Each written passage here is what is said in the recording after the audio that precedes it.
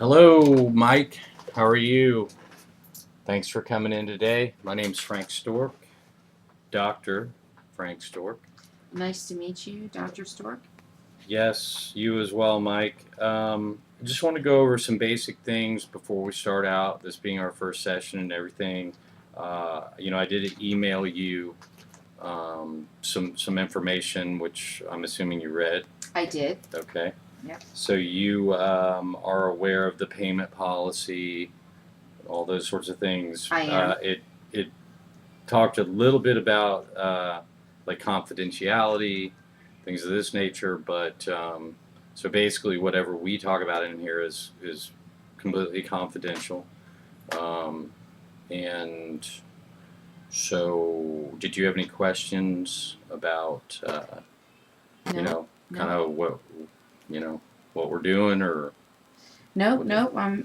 I'm pretty much aware of what we're doing here. Okay. Um, And I would ask, my responsibilities are to keep this, confidential and to provide you with the best information and treatment that I can.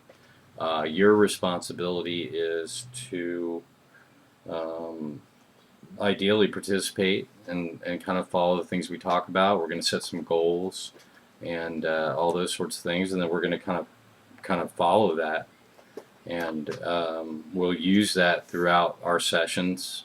If we do, in fact, to continue doing these, we get your problems possibly diagnosed for insurance purposes and all this, and then it'll set a number of sessions that we'll end up doing or whatever. But that'll all become more evident as we go.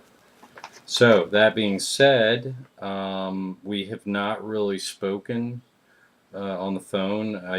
We did exchange brief emails, but I really am not sure, what why you're here, and so if you can uh, just go over kind of the main. I'm sure there may be many reasons, and they all may touch upon each other, but if you could just describe kind of the gist of sure. what Well, what's going I'm on. 28 years old, and I feel like I've been suffering from panic attacks for most of my life, like since high school. But lately, it's gotten a lot worse. My mother was ill, and I was in college, and I kind of dropped out to help her with her doctor's appointments and everything. And now that I've got it together and I've graduated, I just feel like I've been missing a lot of work. I'm worried about my mom. I'm a mess. I'm nervous all the time, and I just feel like my anxiety level is just escalating in the last couple years.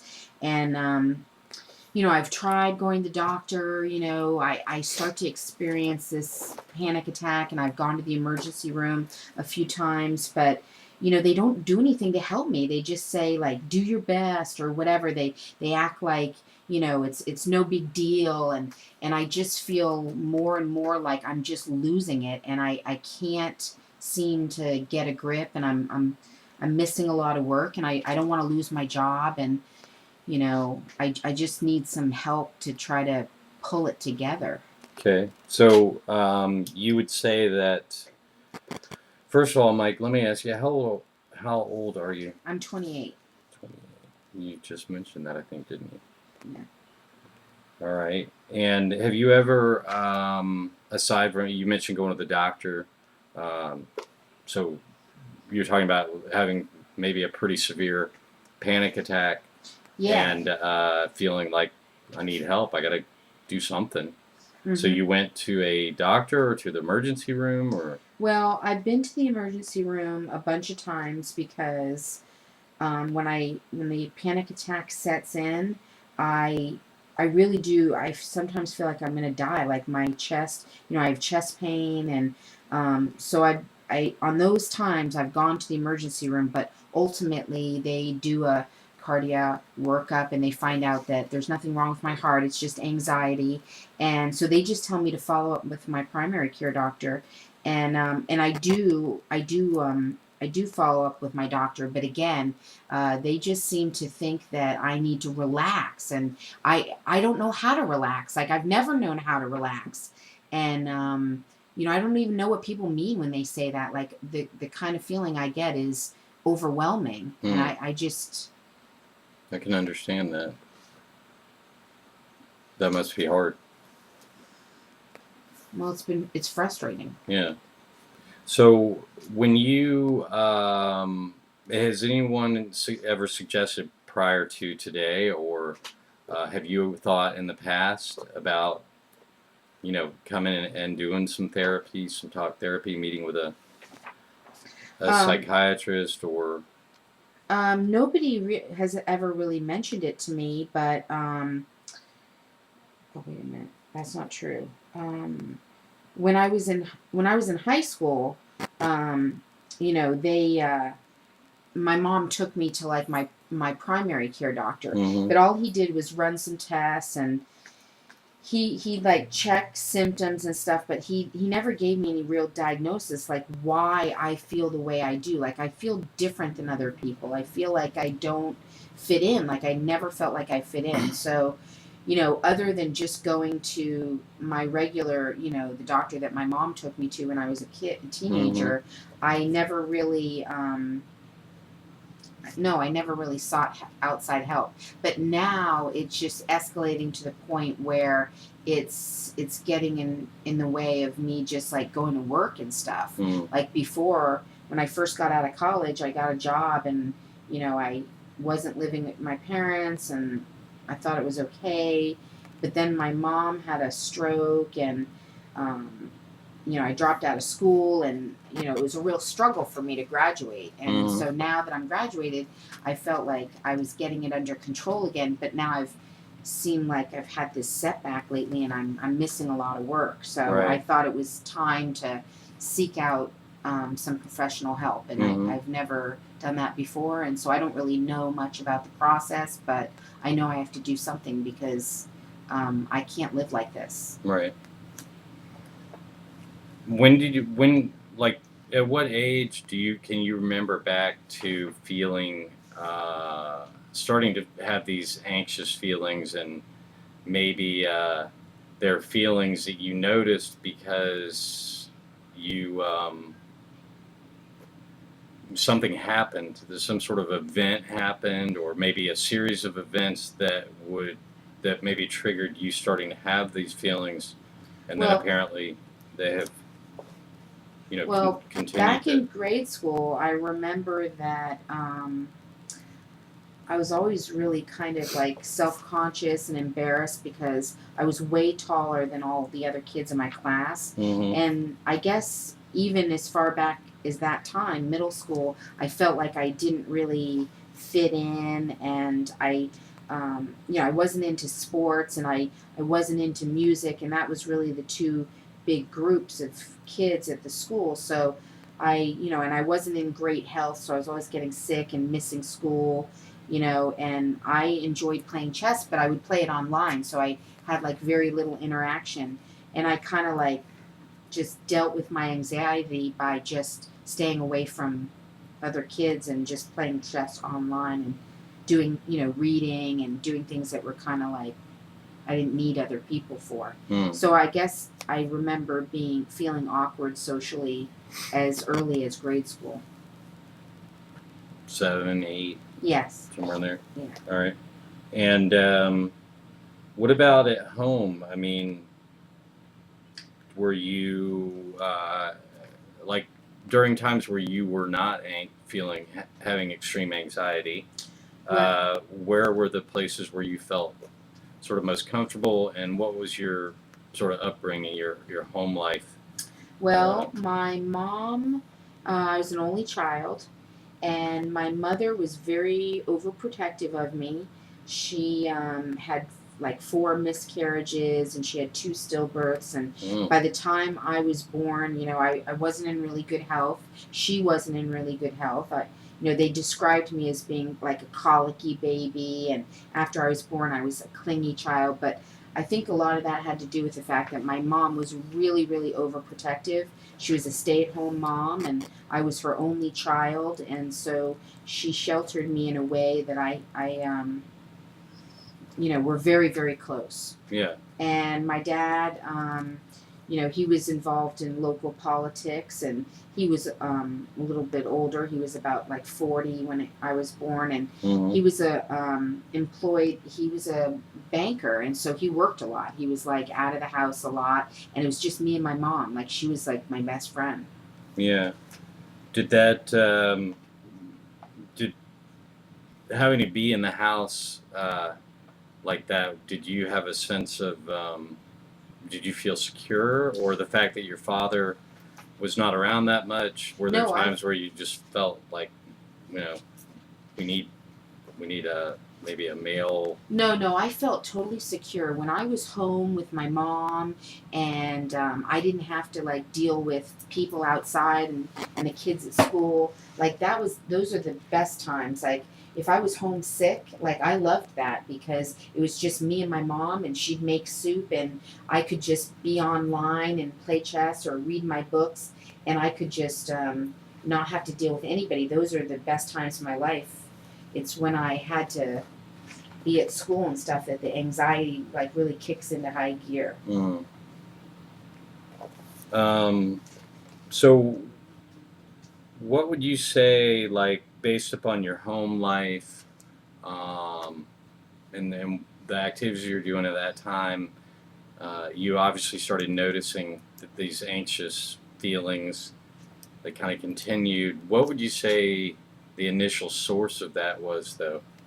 I mean, were you just constantly thinking about all these things that, like the fact that you were taller and people sort of maybe tease you a little bit, so you weren't completely comfortable, Yeah, which creates anxiety? I've just never been comfortable socially, so any kind of social setting would just set me off, and I think that like just having to interact with other people was a trigger for me. Mm, Like, especially if I was at school and I had to be in front of the class, and I just, I just always felt like I was so much taller than everybody else, and kind of like sickly, and I didn't fit in, and I didn't play sports, and I didn't have a lot of friends. And I think a lot of it was because when I was way younger, my mother sheltered me, and she didn't let me go to camp or do anything like that. She was always worried something would happen to me. I was her only child, and so I was just really super sheltered.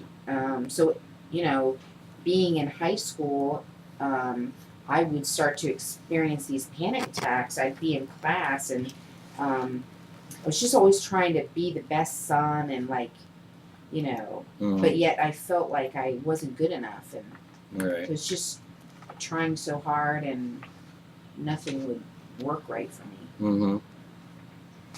So now you have gone to college, Yes, and you graduated yes, with I a did. degree in what? Computer science, And then computer programming. have you sought out? Did you go to graduate school No, I or? did not. I got a job right away. I wanted to live at my parents' house. I really enjoy spending time with them, but they did not think that was a good idea. And so I got my own condo, and I got a job at a large industrial firm. They employ like 600 people, and I work as a computer programmer. And that job suits me really well. I have my own little cubicle, and I don't have to deal with a lot of people. I'm a programmer, and so and there's a lot of people like me there. So I feel comfortable at my job. But lately, since my mom got sick, and I'm like worried about her, um, I just seem to have been getting like nervous lately when I'm out in public and having these panic attacks. That's the thing. But I do really enjoy my job. I feel like I'm good at it, and I enjoy it. But I just feel like lately I've been missing a lot of work because of the panic attacks. Do you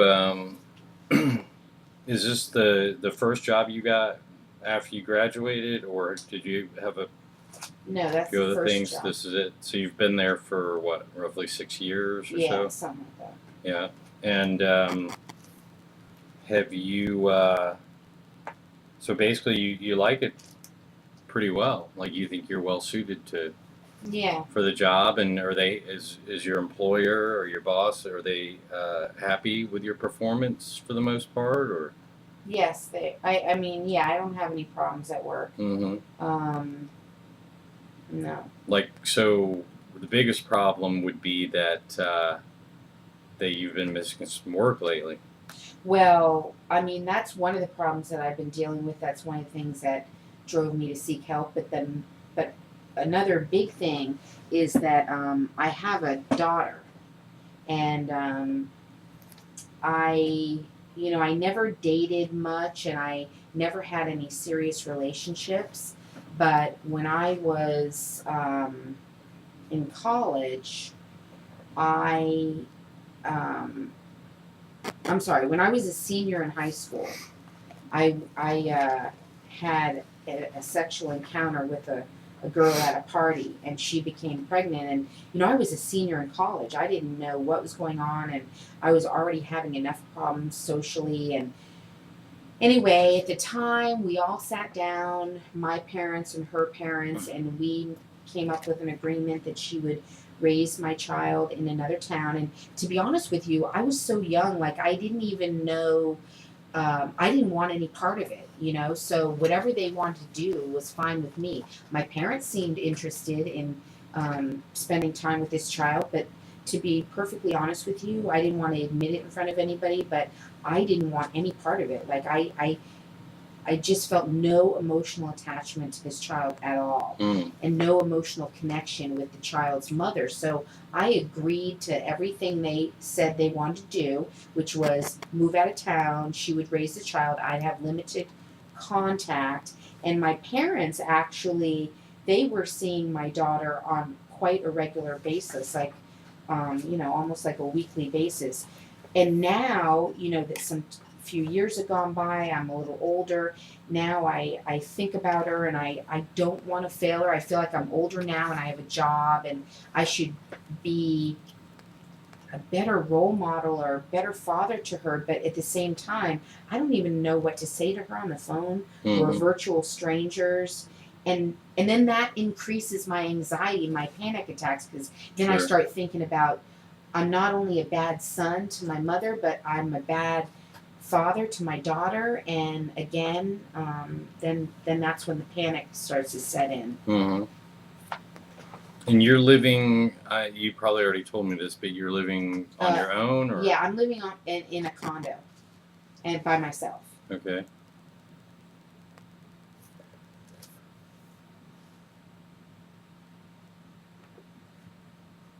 So, at your job, you have had panic attacks at work before? No, actually, they usually don't happen at work. When I'm at work and I don't have to have a lot of social interaction with other people, and I don't have to try to, interpret how I'm affecting other people, when I'm just in my cubicle on my computer, I actually feel like kind of secure and like in charge of things. And so that makes me feel good. But when I'm dealing with, when I'm thinking about my mom and my dad, and when I have to deal with the mother of my daughter, or even sometimes when I'm out, like at the grocery store or whatever, like it's when I'm interacting with other people that I just don't feel good enough. I feel like I'm never good enough. Mm. And that's kind of what starts the panicky feelings. Right. And then, like I said, I've been going to the emergency room, but they just don't seem to Mm-hmm. take me seriously. Do you have you ever had any sort of suicidal type thoughts, or like, if I just killed myself, then I wouldn't have to, you know, deal with any of this, or is it more? I guess what I'm getting at is, you're having a panic attack. If it's occurring more frequently, which it seems to as you get older. Would that be an accurate statement that it's getting worse? It's And yet definitely more. escalating. It's definitely getting worse. I don't have any kind of suicidal ideation. I just feel like um, I'm frustrated. Like I sometimes I just feel afraid Hmm. and out of control. And sometimes I'm afraid I'm, you know, like I have cancer, I have a brain tumor, so I'm actually kind of afraid that I'm going to be dying or something. So, no, I don't really feel like I am going to harm myself or anyone else. I don't feel, I'm not a violent person. Hmm. I really am not. I just feel nervous all the time. Hmm.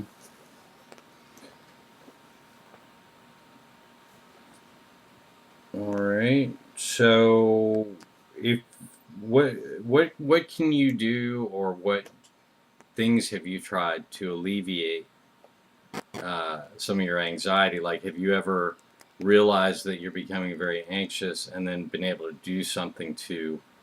No, I've Um, never been able to do anything. That's the problem.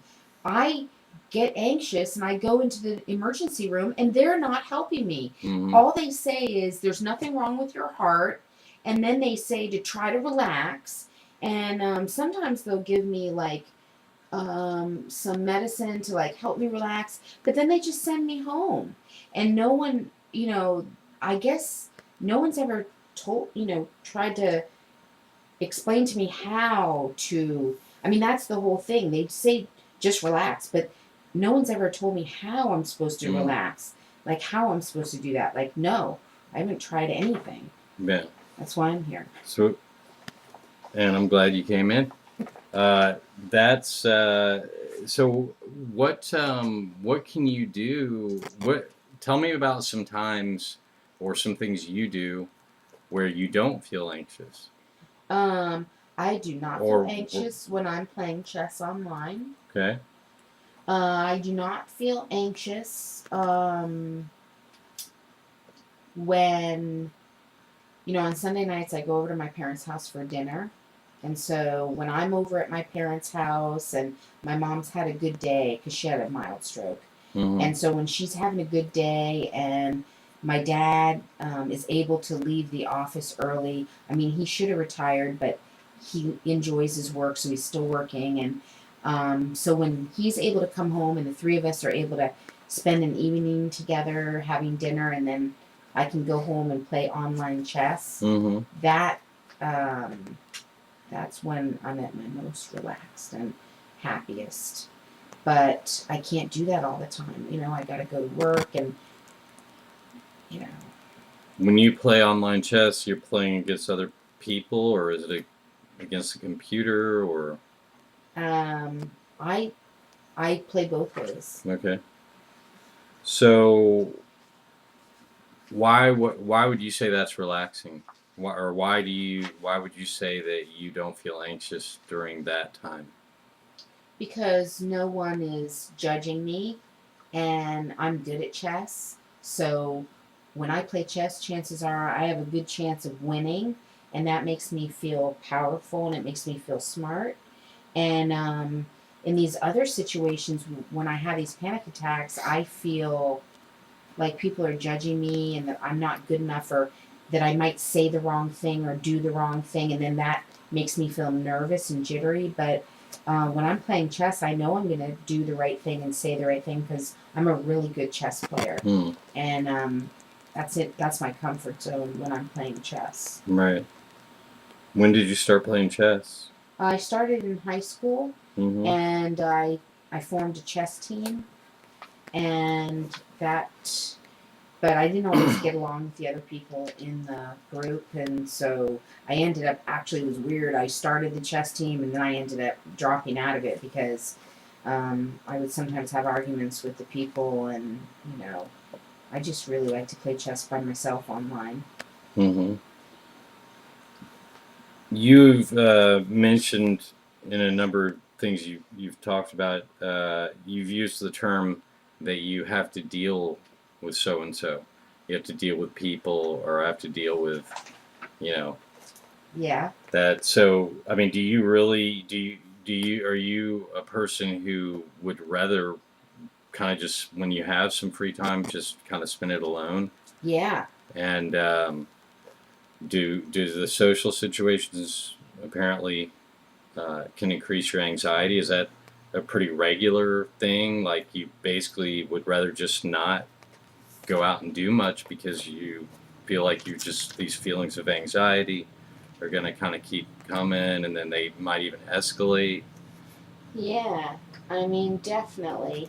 I want to get to know my daughter, so I mean, I know I have to interact with people, and I want to be a better father, but I just don't always know what to say, and so yeah, when I'm interacting with other people and I feel like they're judging me and I feel nervous, that usually comes on when I'm Mm-hmm. around with other people. Right.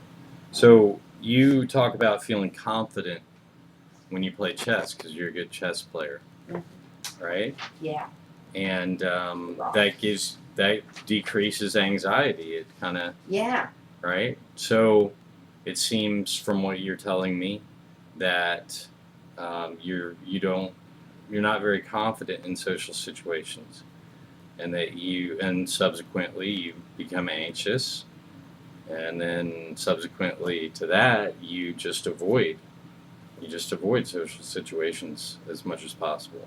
Mhm. Would that be a fair Yeah, statement? definitely. Definitely. Okay. Would you what about spending time with like your mom or your dad?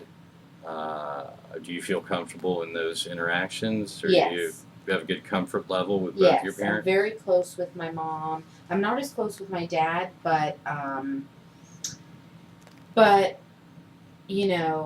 know that he loves me and everything, and we have sort of, we just have a more formal relationship, I guess. But yes, I'm very comfortable in their home, Mm-hmm. and I'm very comfortable with the two of them. They've always been very, very good with me and loving. And you are very close with your mother, Yes, she's my best friend. and she is.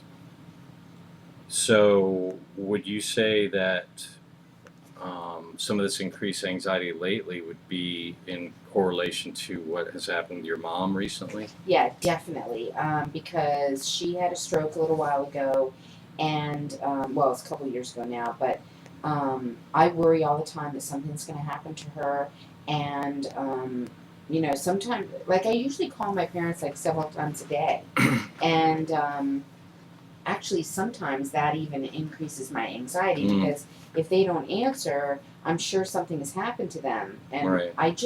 sometimes I don't know what I would do without them because they're my best friends and they've always been so supportive of me. So when I call them, I'll call them a couple times a day just to check in. And if they don't answer the phone, I start freaking out. I start feeling those anxious feelings. And then eventually I have to get in the car and drive over there. And, if I'm at work, it's disruptive. And so lately that's been worrying me. Yeah. Like I worry something's going to happen to them. I don't want anything to happen to them. Do you do you I'm going to use kind of my terminology. If you don't understand what I'm saying, I'll try to explain it. But you've probably heard the term obsessive compulsive behavior, OCD, Yeah. which is also could be described as sort of ritualistic behavior. Certain rituals that you feel if you do this, then it will alleviate your anxiety or keep you from becoming anxious.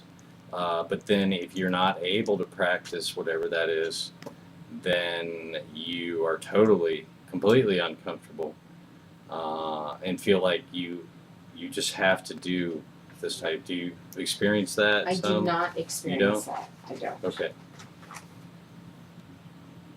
Um, what is your mother uh, is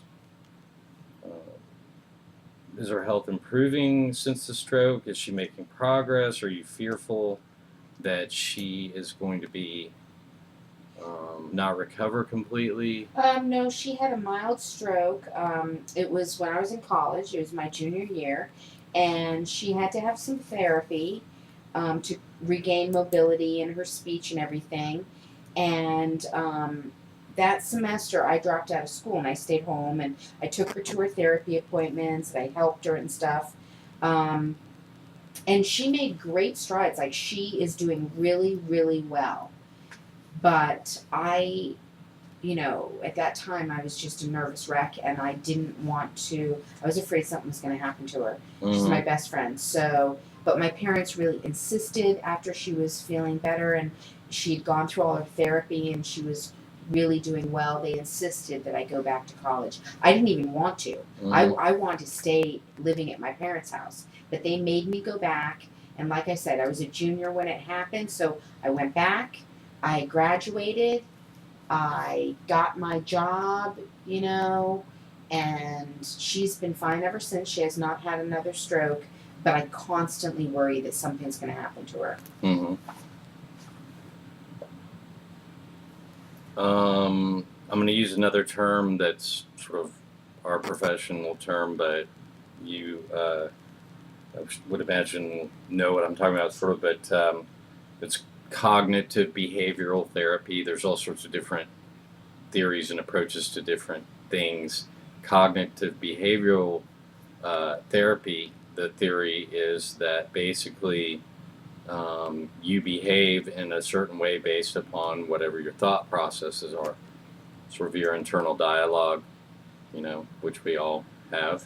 So, for instance, if you are thinking, let's say you've just woken up, sitting in your house, maybe you're having a cup of coffee, watching a little TV before you go to work or whatever, your brain is going to start working. And then if you're like me, when you first get up, my brain doesn't work at all. I need a few minutes and then sometimes the thoughts start rushing in, and now your brain's really spinning, and so if the thoughts that you're having during those moments, which we all do, if those thoughts are either negative or thoughts of fear or worry or whatever the case might be, now your anxiety is starting to build, and now it goes on, and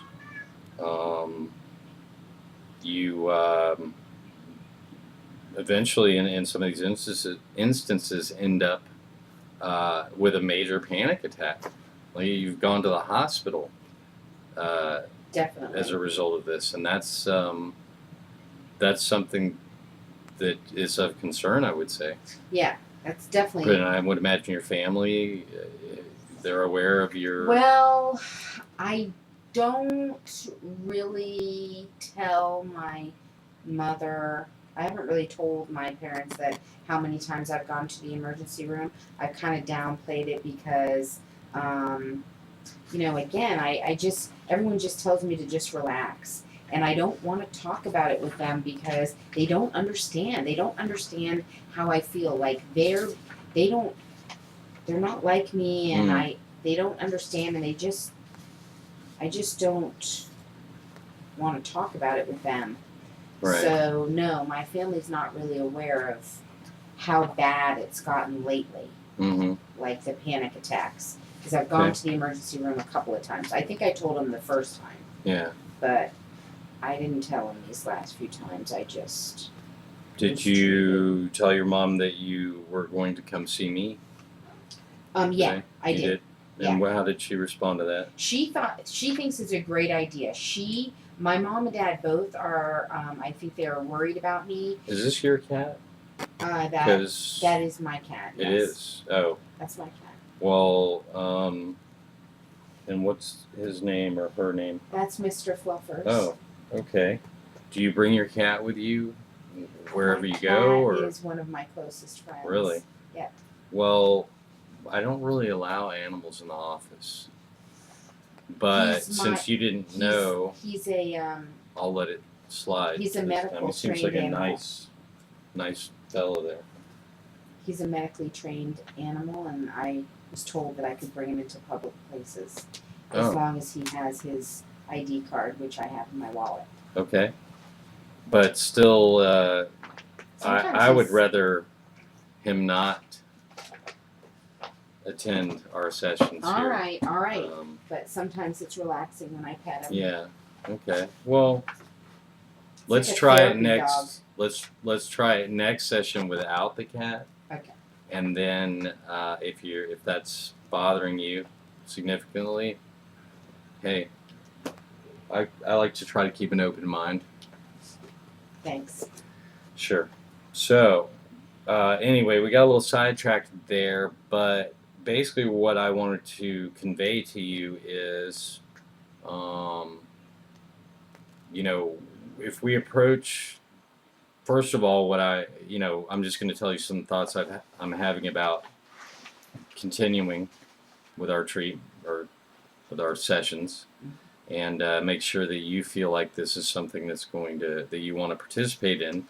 But the way I would, from what you've told me, and I'll also need to gather some more information, and sit down and kind of go over some of the notes I'm taking and come up with some more ideas. But for the most part, it seems to me that you could benefit from us putting together a certain number of sessions, and establish some goals and some things that we both, well, I have some ideas from what you've told me. I'm sure you probably have some ideas about some things you'd want to do. So we're going to write all this down and try to set a timeline to it and all this sort of thing.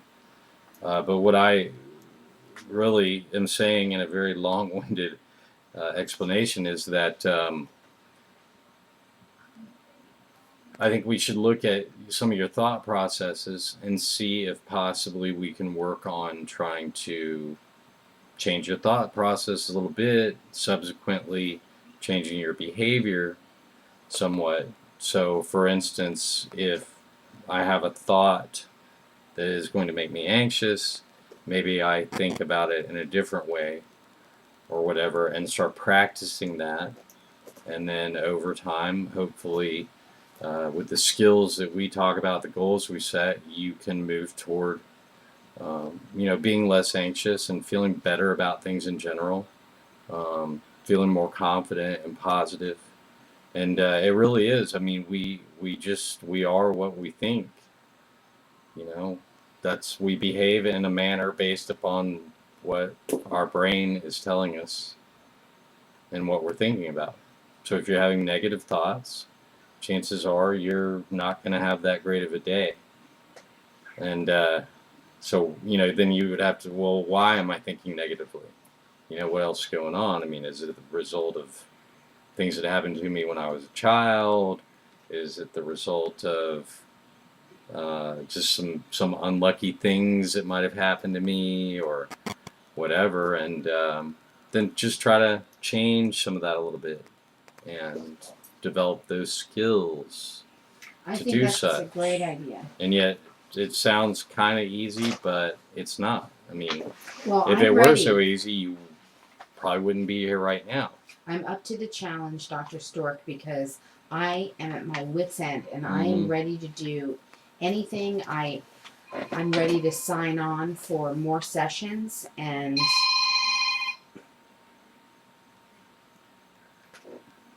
Excuse me. and I'm ready. I'm just ready to do whatever it takes because I want to get better. Like I feel like I feel like I can do it, and I feel like I can be a better father. And I think like if I have some help from you, then and we work through some of my problems, then I know my parents aren't going to live forever, and I'm worried about being around here without them. So I think that if I start working on it now, then I'll be better equipped to handle those kinds of challenges as they come up. Okay. Well, we are coming toward the end of our session. Is this a good time each week to meet? Yes. Or? Yeah, this is a great time. Okay. And that works on my schedule. So we can just, I'd like to have you come in at the same time next week. Okay. And in between now and then, I will put together, I'll sit down and put together information in a way that I need to based upon Did you say you had insurance I do. with it? Okay. So I will need to fill out paperwork and go over some things and put it together in such a way so that the insurance company will pay for it. They do dictate numbers of sessions based upon, but there's a lot of paperwork I have to do.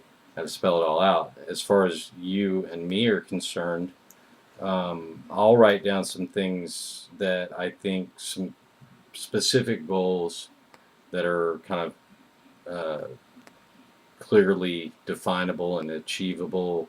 In my mind, we can tweak those a little bit if you don't agree. But also between now and next session, I'd like you to be thinking about some of these things.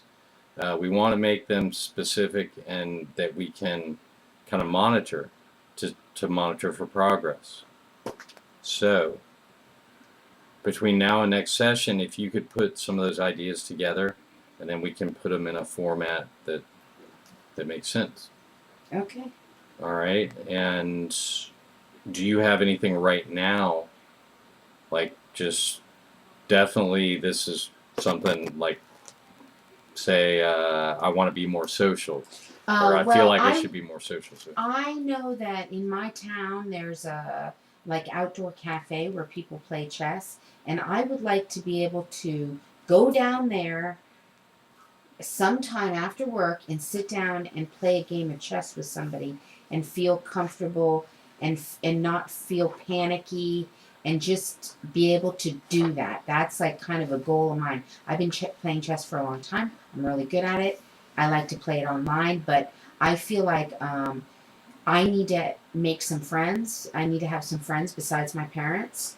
And so I feel like that would be a good thing. And it's kind of something I always wanted to do. Like I always walk by there and I see those people and I totally want to sit down, but there's fear that they're going to not, they're not going to, like, Yeah. I'm not going to say the right thing or I'm not going Right. to fit in or something. So I don't like to try it, but I'd like to get to a point. If I work with you long enough, I'm hoping I can get to a point where I can do that sometime.